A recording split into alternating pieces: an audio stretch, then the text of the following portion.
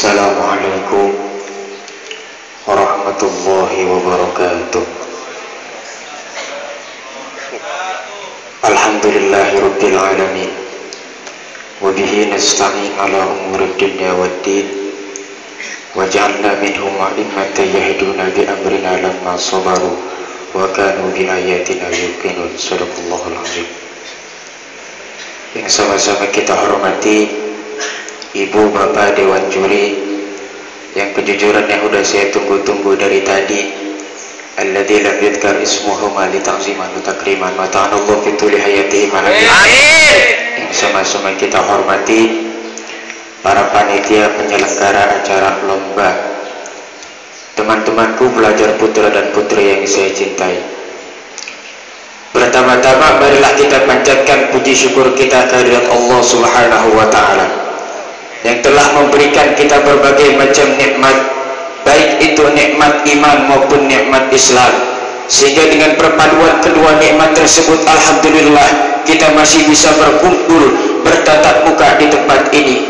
Amin ya rabbal alamin. Salawat dan salam marilah kita limpah curahkan kepada baginda alam, hakim termulia yang adil dan bijaksana, pengikis ajaran komunis dan kapitalis, pejuang sejati yang anti korupsi, the king of the king, the best of the best, prophet Nabi besar kita Kanjeng Nabi Muhammad sallallahu alaihi wasallam. Karena beliau telah mengajak kita dari zamannya terasi menuju ke zaman Mercy, dari zaman onta menuju ke zaman Toyota, bahkan dari zaman Utsman bin Affan, maka lahirlah saya orang tampan. Alhamdulillah. Hadirin wal hadirat rahimakumullah. Manusia dilahirkan secara fitrah, ruh jiwa yang suci, dan ketika sudah mencapai usia balik diamanahi Allah untuk menjadi pemimpin untuk dirinya sendiri. Karena pada waktu itu sudah terbebani hukum agama secara penuh yang sebelumnya dibebankan pada kedua orang tuanya. Dari itu pada hakikatnya semua manusia yang hidup di dunia ini adalah pemimpin, pemimpin nafs, jiwa, kol, hati, untuk mengendalikan dan menguasai hawa nafsu, agar pemimpin menguasai hawa nafsu, bukan pemimpin yang dikendalikan hawa nafsu. Kullukum ra'in wa kullu ra'in mas'ulun an ra'iyati. Setiap kau adalah pemimpin dan setiap pemimpin akan dimintai pertanggungjawaban oleh Allah Subhanahu wa taala. Baik atau tidaknya kepemimpinan tergantung bagaimana yang memimpin. 13 tahun Rasul berjuang di Mekah hanya untuk memperbaiki akhlak kepada Allah, meluruskan tauhid, meyakini akidah, membangun keyakinan. 13 tahun. Dengan perhitungan, jika pondasi kuat bangunan aman, jika pondasi rapuh bangunan runtuh, jika pondasi bengkok bangunan melenceng. Bangunan itu bagaimana pondasinya? Orang hidup bagaimana iman? Kekuasaan akan terasa manfaatnya apabila dipegang oleh tangan-tangan orang yang beriman. Kalau tidak, Fir'aun yang muncul. Harta akan terasa manfaatnya apabila dipegang oleh tangan-tangan orang yang beriman. Inilah sebabnya negara kita ini bukan cuma perlu orang pintar, tapi kita juga perlu orang benar. Bahkan dalam masyarakat lebih baik benar sedikit pintar daripada pintar tapi nggak benar. Oh, kalau udah pintar nggak benar rusak rakyat.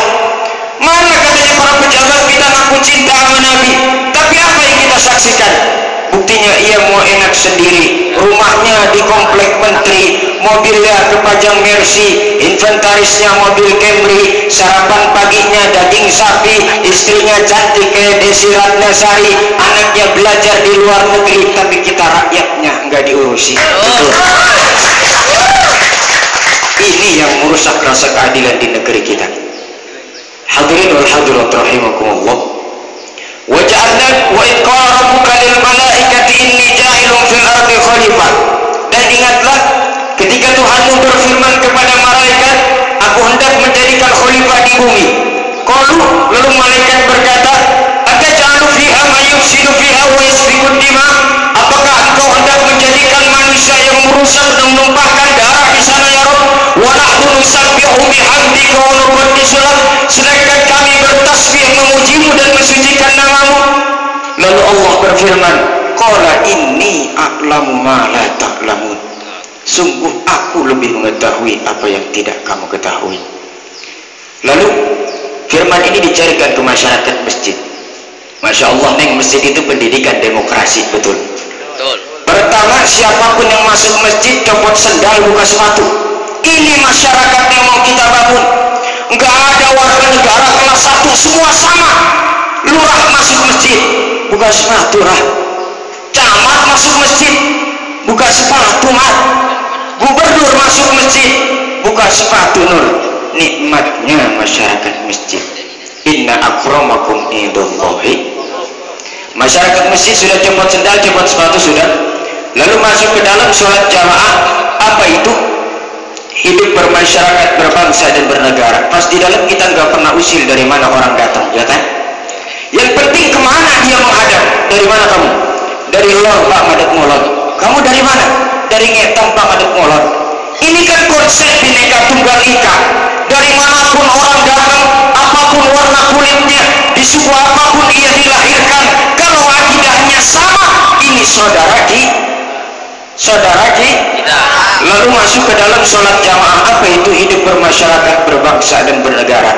Kudu ada imam, kudu ada siapa makmum? Kita ini rakyat. Siapa imam? Para pemimpin negara. Apa bedanya? Imam kudu dipilih, makmum yang gak usah. Orang tukang mabuk, tukang main judi boleh jadi makmum, tapi gak boleh setiap orang jadi imam. Nah, lalu siapa yang harus jadi imam? Pertama, a'lamuhum, orang yang paling alim di kampung ini angkat jadi imam. Bukan yang paling tua, yang paling alim, tahu urusan, tahu konsep, punya visi dan misi, mengerti negara ini mesti dibawa kemana, jalan keluarnya apa, angkat jadi imam. Hadirin wal hadirat rahimakumullah, mungkin hanya ini yang bisa saya sampaikan. Aktafi bihadzal kalam, syukran jazilan ala jami'i ihtimamikum.